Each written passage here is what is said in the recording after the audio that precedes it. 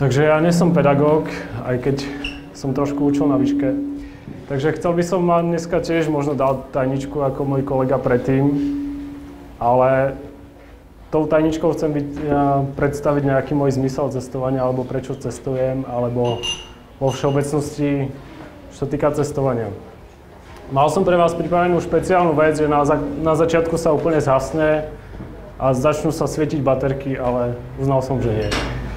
Takže keďže je tu 10 s pelikánom, tak som si pripravil 10 písmen. A možno bude zaujímavé, čo z toho vyjde a možno nie. Takže čo je cesta? Niekedy ako cesta, ako Gičovo sa nazýva, že cieľ. V podstate môžeme ísť do nekonečna, môžeme stále putovať okolo Zeme, rotovať, stále nejaká cesta sa nájde. Pre mňa je proste cesta niečo, kde sa nachádzam, kde som rád. Takže ako prvé písmenko je C, ako cieľ, ako cesta.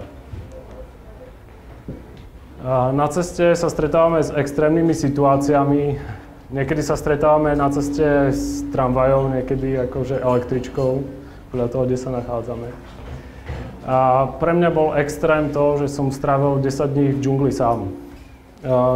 Tento záber je v podstate z džungle, ale to už nie som sám, ale s kamarátmi, ktorí mi spôsobujú strašnú bolesť, ktorá ako výsledok mám na hlave. Takže ako niečo... Tá džungla v podstate je bolesť a není bolesť. Keď som tam bol sám, tak v podstate nemal som čo piť, lebo tam bola voda, ktorá bola v podstate mláka a tá mláka som zistil, že sa dá vlastne piť. Z okolností som sa dostal do situácie, keď som nemal čo jesť a som zistil, že plody, ktoré sú na zemi, sa dajú jesť aj bez toho, že by som vedel, že či sú jedlé alebo nie. Ako som tu, som rád, že som medzi vami, prežil som 6 mesiacov v Južnej Amerike a toto bola extrémna situácia, ktorú nemám tú fotku, kde som bol sám v tej džungli, lebo to sú proste nekonečné fotky, to je 1000 fotiek, ktoré vám nemám jak ukázať teraz. Takže toto je výroba dreadov, 24 hodín denne, tak jeden deň to trvalo. A neskutočná bolesť, extrém. A na ceste zažívame stres. Na ceste do práce zažívame stres. V práci zažívame stres. Po práci zažívame stres. Ja som zažil stres, ktorý my v západnej civilizácii, alebo jak to nazvať, v podstate sa stresujeme v práci a doma.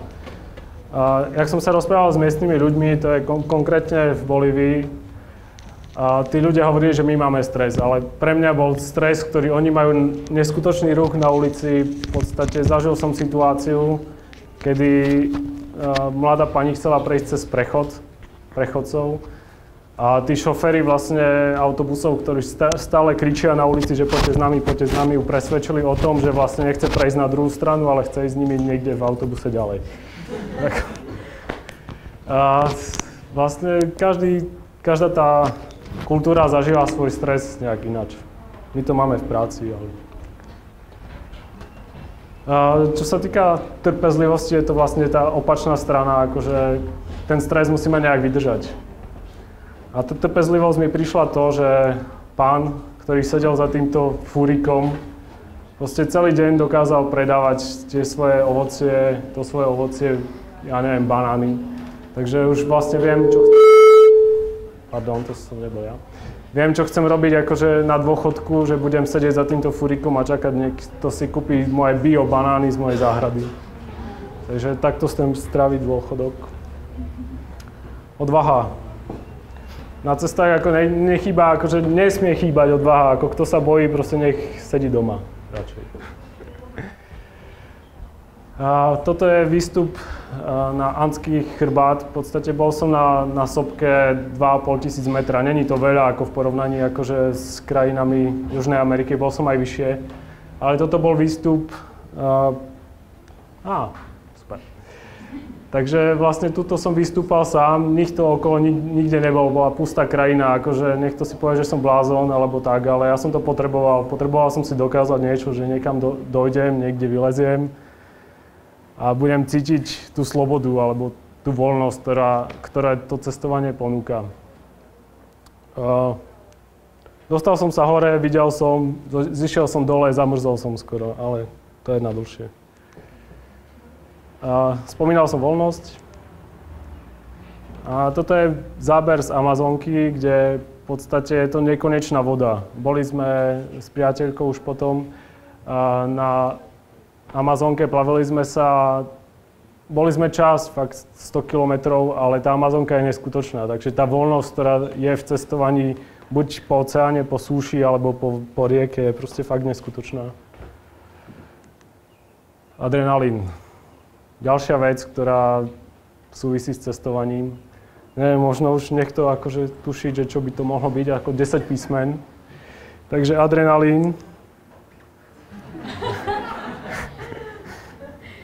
Ne, mám niečo k tomu hovoriť, či nie? A fakt si skočiť do nejakej rieky v džungli je fakt ako zaujímavé. Ako. Ono ešte pokračuje ďalej, ako fakt tam nič nie je, len stromy, voda, skala. Nič viac.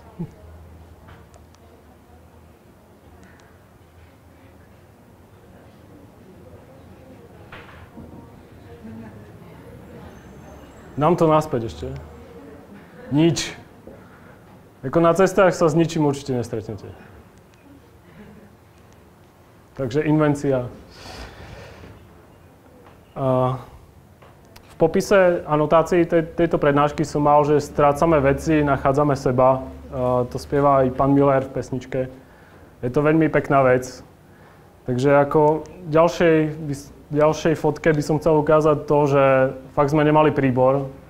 A jediná lyžička, ktorá tam je, tak ona je zvyšok tu, takže ako s tým sa nedá jesť. A zistili sme, že vlastne aj s PET fľaškou sa dá ako jesť.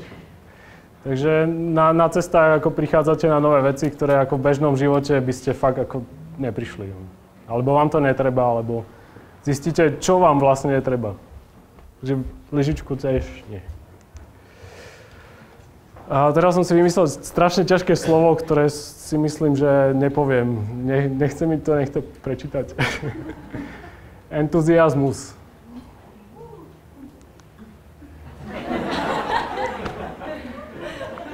Proste ako na cestách zažijete proste nadšenie z cestovania. Cestovanie, uhadol to niekto už predtým? Ako, dúfam, že nie. Takže ďakujem za pozornosť.